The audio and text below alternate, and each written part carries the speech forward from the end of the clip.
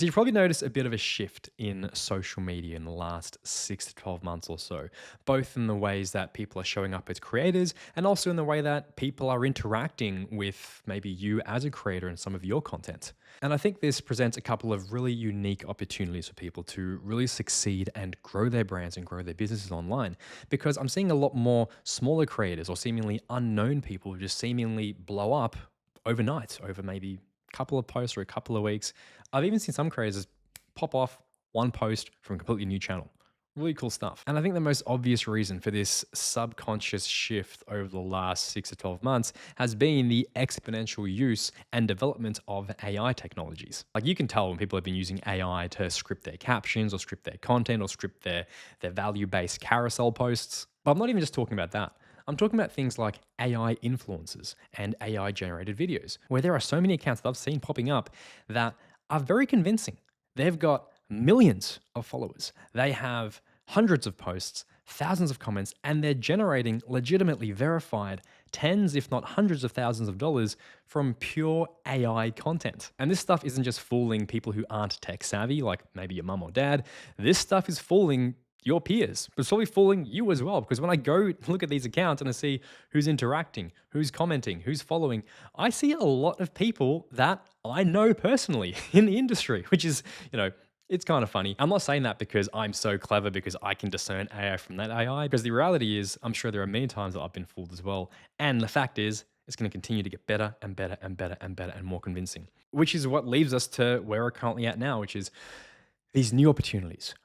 Where are people going now that AI has started to dominate a lot of the not just value and factual based economy, but some of the influencer or the personality driven, personal brand driven economy, right? So there are three core pieces of content that I think are the biggest opportunities for people to start leveraging more and more of, and are going to just continue to grow even further over the next however many months or years into the future. That if you start doing it now, practicing it now, getting good at it now, it's going to pay off big time down the road when AI takes over everything. The first is behind the scenes content. And I'm not just talking about like me setting up a camera here that's shooting me doing this thing right now and then sharing that somewhere because nobody cares. I'm talking about behind the scenes more as sharing some of the thoughts that might be going on right now as I'm filming this. Talking to you guys about how the first time I shot this, because it's the second time I'm shooting this, I didn't have the microphone turned on and the audio turned out to be absolute garbage. So I had to turn it all back on and reshoot again. I could also be sharing more behind the scenes thoughts of how much I've been thinking about this idea and how much anxiety it induced and how I finally got over the hump to finally record this video. Because it's been on my mind for several months, but I haven't hit record until today. That kind of behind the scenes stuff creates relatability, it shares more personality, and it's something that people want to connect with more that AI can definitely do, but it's not quite there yet. The next piece of content is long form content in general. Like whether that's something like this, where you're sitting with me for maybe 5, 10 minutes, or it's something more like an extended podcast for 30 minutes to an hour, or it's something like a live stream or a vlog where you're coming along with me as we're doing something else, or I'm just chatting with you in a more live streaming kind of nature. Like there's been a lot of new creators over the last year or so really picking up steam just from pure live stream content. Like I don't really do that much, but it is a thing if you're into that. The big power with this kind of long form content isn't just having an increased session time and more time to sort of get to know the person behind the camera, but it gives you those opportunities to share these raw, unfiltered, unscripted thoughts that really create that deep connection. And the last piece, which I think is the most important and probably the easiest to get into, to be perfectly honest with you, because BTS requires you to be doing a lot of other things, and live streaming or long form content can take a lot of production. But the one thing that I think everybody should be doing from day one, from now, start this now, is Yap content. I'm sure you've seen a lot of it already on social media. This is people just on their phones, selfie cam, FaceTime style, sharing one unique perspective, thought, idea about whatever topic it is within their niche.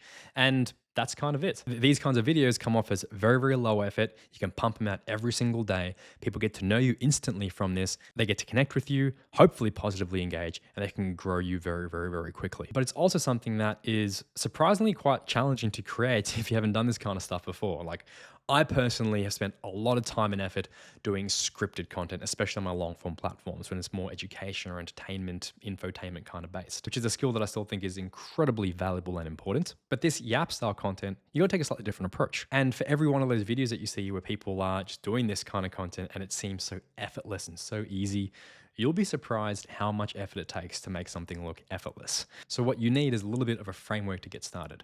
So what I do is I first start out with what is the key message that I want to present to people? What's the main takeaway? So for today's video, for example, I've given you these 3 pieces of content that I think everybody should be utilizing right now to grow their personal brand in the future.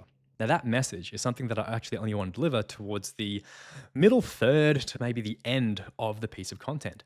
At the very start, I've got to create some kind of interesting hook that's going to pull you in and capture your attention. And you'll see that in all this Yap content. There'll always be some kind of headline at the top that just captures your attention, right?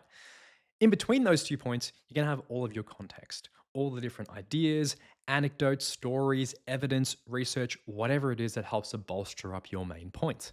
Then you present the message, and at the end, you're going to have some kind of call to action, which we're going to get to in a sec. It really is just those 4 different stages to developing a really coherent piece of content like that. But even with that, it can still be hard to organize and collect all the thoughts you have swimming around in your brain. So the tactic that I like to do is brain dumping. So I use voice notes, and I also do this specifically in the Notes app on my MacBook because that provides a transcription instantly. You don't need to use any other plugins or anything like that. And I'll just get my topic, get my ideas, and just talk onto my voice note for, 5-10 minutes straight.